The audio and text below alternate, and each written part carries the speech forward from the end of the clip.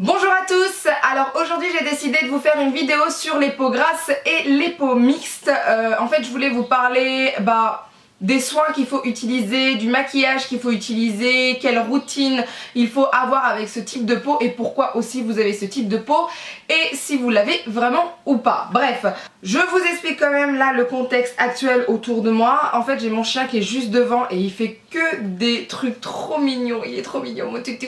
Donc il se peut que mon regard se jette sur lui d'un seul coup. Mais je vais essayer de rester focus, concentré. Alors, pourquoi je vous fais cette vidéo? Parce que il y a beaucoup de clientes qui viennent en magasin et qui me disent qu'elles ont la peau grasse alors qu'elles ont la peau mixte, qui me disent qu'elles ont la peau grasse alors que elles n'ont pas la peau grasse mais plutôt la peau sèche, et certaines, enfin beaucoup de monde en général confond peau sèche et peau déshydratée. Donc ça c'est un sacré problème, c'est pas du tout pareil et c'est ce qui peut porter à confusion. Moi-même avant je confondais une peau déshydratée à une peau sèche. Maintenant je comprends un peu mieux quel est mon type de peau.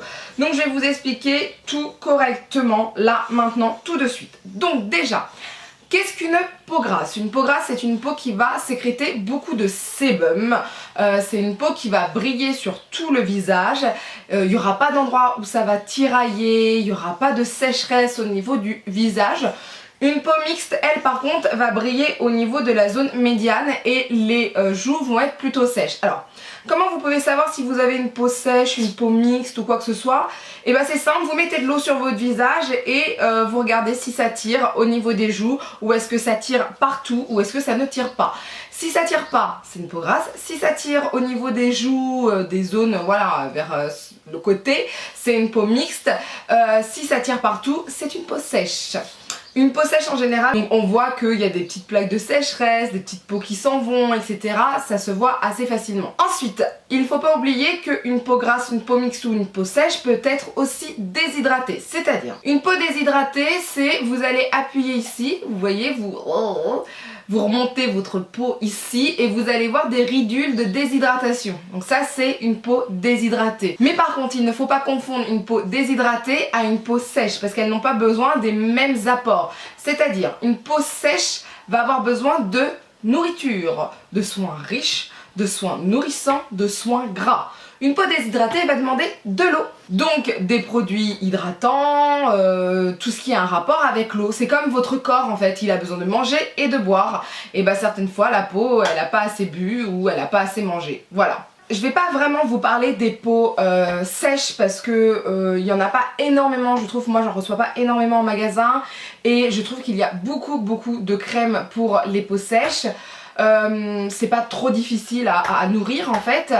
Les peaux grasses, c'est pas difficile non plus à dénourrir entre guillemets, à mettre au régime si on a envie de dire ça. Mais le problème c'est que souvent j'ai des clientes qui viennent qui me disent qu'elles ont la peau grasse alors qu'elles ne brillent pas. Donc quand je leur pose la question, elles me disent qu'elles brillent en fin de journée ou des trucs comme ça. Alors, je leur demande quel type de boulot elles font et souvent ce sont des styles de postes qui leur demandent des efforts physiques, de speeder dans des conditions où il y a de la chaleur, etc. Et ça ne veut pas absolument dire que la peau, elle est grasse. Ça veut peut-être dire tout simplement qu'elle transpire parce que le visage aussi transpire, voilà. Il faut faire attention à ça. Par exemple là, aujourd'hui, ma peau, elle brille de partout. Mais j'ai pas une peau grasse, c'est juste que j'ai chaud, j'en peux plus, je crève de chaleur et donc ma peau transpire aussi. Souvent les clientes elles viennent, elles me disent qu'elles ont une peau grasse donc elles veulent un fond de teint pour peau grasse. Sauf que le problème c'est qu'il n'y a pas de soin qui évite d'avoir une peau grasse. Donc c'est pas un fond de teint qui va vous empêcher complètement d'avoir du sébum, c'est pas possible. Un fond de teint ça va aider en plus mais ça va pas tout faire, c'est pas possible. Si vous mettez une crème trop nourrissante pour votre peau, il y aura du sébum, donc elle sera toujours grasse. Alors, je vous explique un peu comment moi je vois les choses, comment je l'ai appris et comment je le mets en pratique. Déjà au niveau des soins, il faut absolument mettre une lotion matin et soir pour enlever les impuretés, tout ça, pour préparer la peau. Il faut vraiment mettre une lotion. Ce que vous pouvez faire aussi, c'est vous nettoyer la peau avec un nettoyant. Ça, il n'y a pas de souci. Il y en a certains qu'on peut utiliser matin et soir et d'autres c'est matin ou soir. Il faut faire attention selon la sensibilité de votre peau. Et ensuite, il faut utiliser des soins la journée surtout. des soins on va dire plutôt légers, hydratants mais légers, pas trop nourrissants. Donc je vous explique un peu moi ce que j'utilise le matin. Enfin là, je l'ai fini donc je suis un peu dégoûtée. Le matin, la première chose que je fais, c'est que je nettoie mon visage. Donc je le nettoie avec le savon visage liquide tonique de Clinique. Alors je vous en avais parlé, j'ai fait en fait le basique 3 temps de Clinique, numéro 3 pour peau mixte à grasse que j'apprécie énormément. Et moi j'ai vu complètement la différence. Et donc je vais faire ça le matin mais je vais aussi le faire le soir. Une fois que j'ai fait ça, j'utilise cette fois-ci la lotion qui va toujours dans le basique 3 temps, numéro 3. Donc c'est une lotion clarifiante pour les peaux mixtes à grasse. Si vous avez une peau sensible, ça va pas être pour vous, faudra prendre une autre lotion dans laquelle il n'y a pas d'alcool. Celle-ci, vu qu'il y a d'alcool, quand vous la passez, vous frottez pas comme on a l'habitude de faire, c'est vous faites un passage et ensuite vous remontez, mais il faut pas passer plusieurs fois parce qu'elle est assez forte. Voilà ce que j'utilise le matin pour nettoyer mon visage. Vu que j'ai ma peau qui est déshydratée, j'utilise ce petit soin là. Donc c'est le concentré hydratant super activé de Clinique. Donc en fait pour moi j'utilise comme sérum le matin, hydratant. Et après je vais utiliser plutôt un gel crème. Donc je vais en avoir plusieurs. Je vais avoir la Must Surge de Clinique ou le Must Surge, je ne sais jamais ce qu'il faut dire. Vous avez le voile hydratant léger de 100 parts et il y en a un dernièrement qui est sorti que j'ai testé, mais alors attendez, il faut que je vous retrouve le nom. C'est de chez Estée Lauder, je crois que c'est le Wear Matte, quelque chose comme ça. Alors c'est le Day Wear Matte qui est vraiment bien, que je trouve voire peut-être mieux que le Clinique, donc voilà. Après, moi le soir, je renettoie ma peau, c'est-à-dire que je démaquille ma peau, je réutilise mon savon et ma lotion et ensuite je mets ma crème du soir. Donc moi vous savez que je mets le double sérum de Clarins et la Supreme Plus d'Estée Lauder. Mais voilà, c'est, comment vous dire, des soins très nourrissants, mais parce que ma peau est mixte. Je peux me le permettre, ma peau va tout absorber, etc. Moi, c'est surtout la journée que je dois mettre quelque chose d'assez light. Ensuite, pour tout ce qui est soins, vous avez les masques. Donc on a le masque purifiant argile pure de L'Oréal qui est très très bien. Donc pour les peaux mixtes, vous pouvez le mettre juste sur la zone médiane. Et pareil pour le masque de boue de Sephora qui est une tuerie aussi. Donc ça, ce sont des produits que vous pouvez utiliser 1 à 2 fois par semaine, sachant que vous avez aussi les masques de tissu au thé vert, matifiant, enfin tout ce que vous voulez, qui sont super bien. Donc ça, ce genre de soins, ça doit être suivi au moins pendant 1 mois pour voir vraiment si votre peau va aller mieux ou pas. Ensuite, au niveau des fonds de teint, je suis d'accord, il y a des fonds de teint qui sont faits pour les peaux normales, entre guillemets, peau sèche, et les fonds de teint qui sont faits pour matifier, pour les peaux qui ont tendance à sécréter du sébum. Alors, moi j'ai le Matte Velvet de Make Up Forever qui est, voilà, comme le son l'indique, fond de teint matifiant, sans huile minérale, résiste à l'eau, tout ça. Moi je l'apprécie énormément. Alors celui-ci il est assez couvrant, comme beaucoup de fonds de teint, vous me direz, matifiant, mais voilà, je ne brille pas, je suis vraiment bien, je suis vraiment tranquille à ce niveau-là. Ensuite, moi j'utilise le fond de teint de Kat Von D. Alors lui par contre il est super couvrant, faut pas en mettre beaucoup sinon ça va se voir, je vais être honnête avec vous. Ou sinon faut le mélanger à une base hydratante. Pas nourrissante, hydratante, d'accord?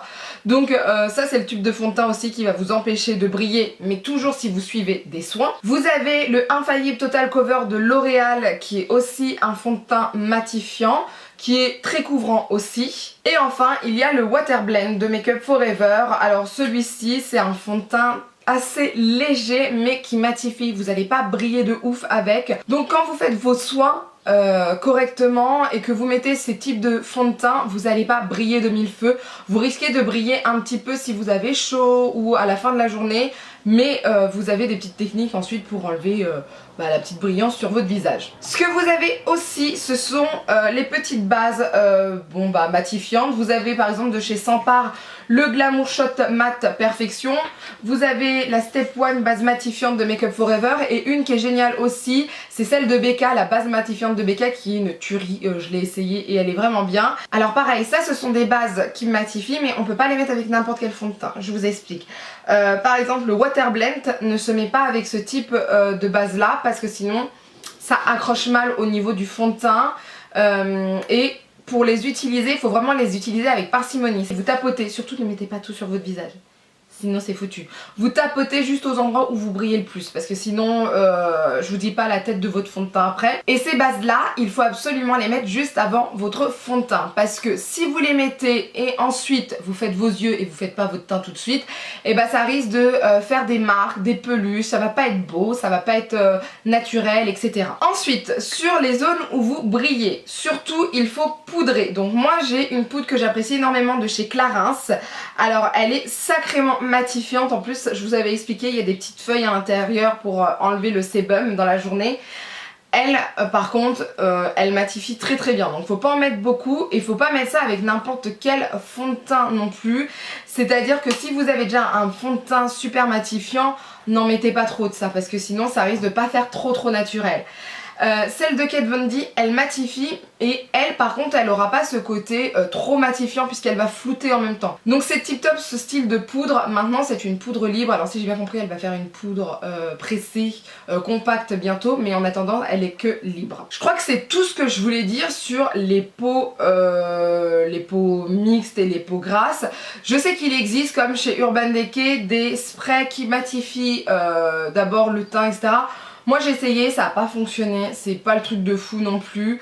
Je suis pas fan en tout cas, je vois pas le truc super matifiant ou quoi que ce soit. Donc franchement, moi j'en rachèterai pas. Donc surtout, le message que je voulais vous faire passer, c'est que si vous avez une peau mixte ou une peau grasse, déjà il faut vraiment être sûr que vous ayez une peau mixte ou une peau grasse. Et ensuite de ça, c'est pas en mettant du maquillage qui va matifier, enfin matifier, ça matifie pas. Ça va juste vous permettre de garder le côté matifié de votre visage. Ça va pas suffire, il faut absolument faire des soins et il faut absolument savoir ce qu'il faut prendre. Voilà, ne prenez pas des crèmes trop riches si vous avez une peau mixte ou une peau grasse parce que ça peut être catastrophique. Donc voilà. Et pour les peaux mixtes, moi en général je préconise de mettre un voile léger, un gel crème ou un voile hydratant, un fluide le matin et par contre quelque chose de nourrissant le soir, voilà, tout simplement. Donc voilà, c'est tout pour cette vidéo. En tout cas, n'hésitez pas à poser des questions en commentaire si vous en avez, hein, faut pas hésiter. N'hésitez pas non plus à me dire si cette vidéo vous a plu ou pas. N'hésitez pas donc à lever les pouces vers le haut si la vidéo vous a plu. N'hésitez pas à partager la vidéo parce que plus on est de fous, plus on rit, hein, ça ne change pas. Et n'hésitez pas à vous abonner pour ne rien rater. Sur ce, je vous dis à bientôt, bye.